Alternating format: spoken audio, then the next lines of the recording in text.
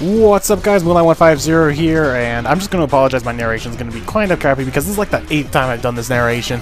Audio and other technical difficulties keep getting in the way. Anyway, what's up, guys? Moonlight150 here, and I got a battle for you for today. A PU battle against a man named Koda, Triceratops. He leads off with the Mienfoo. I lead off with my Maractus. This is a defensive, force you to switch out kind of set is what I kind of call it. PU turns out, goes into Grotle, and I set up my first layer of spikes. Now, what I mean by force to switch out set, what this Maractus does is it has spikes, toxic, and leech seed on it, which toxic and spikes, no, toxic and leech seed are meant to, like, hey, I'm gonna force you to switch out or get poisoned and leech seeded because you don't want to stay in on those things because those that damage can actually rack up. And then I set up the spikes on the switch in, so that's exactly what I'm doing here. I think that's my second layer of spikes on the Noctowl. So he goes for the toxic. Toxic is me, you know, tastes my own medicine kind of deal. And I set the leech seed, so I'm saying like, hey, Noctowl, you want to get out of here because leech seed is going to start draining away your energy. And for my fourth move, I just have Giga Drain, just, you know, to have an actual attacking move. So taking some poison damage, not too much. Goes for the Nightshade just to get some damage off me. I have no idea what this Noctowl set is.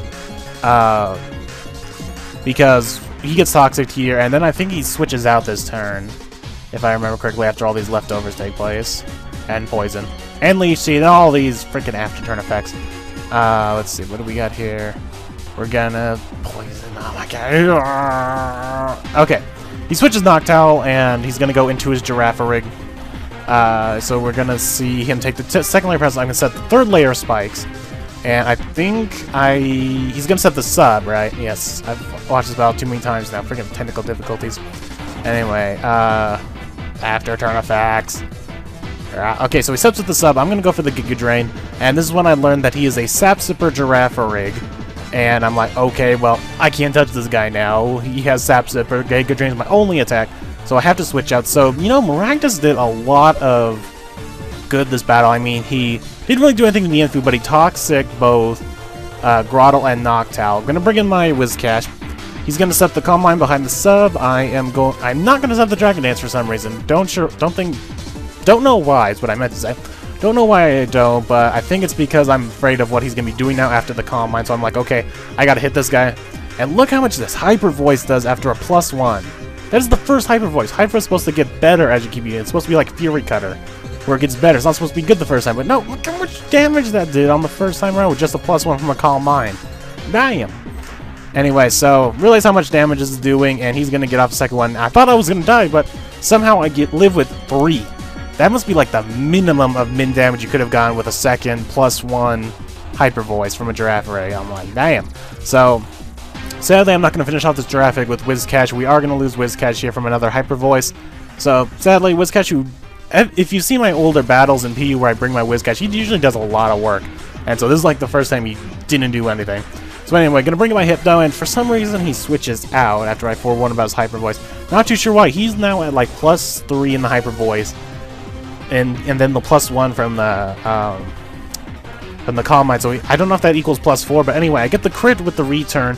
That is a Adamant max attack, max happiness, Hypno return. That did a lot of damage on it. Well, it was a crit, so I guess that explains why. So we don't get to see what that Noctowl set is. So all I know, it had Toxic and it had Nightshade. So no real idea what that Noctowl was supposed to do. But anyway, I am doing this little bit of stall fest with the Grotle. Ice punching and trying to rack up poison damage, but he's gonna synthesis right here.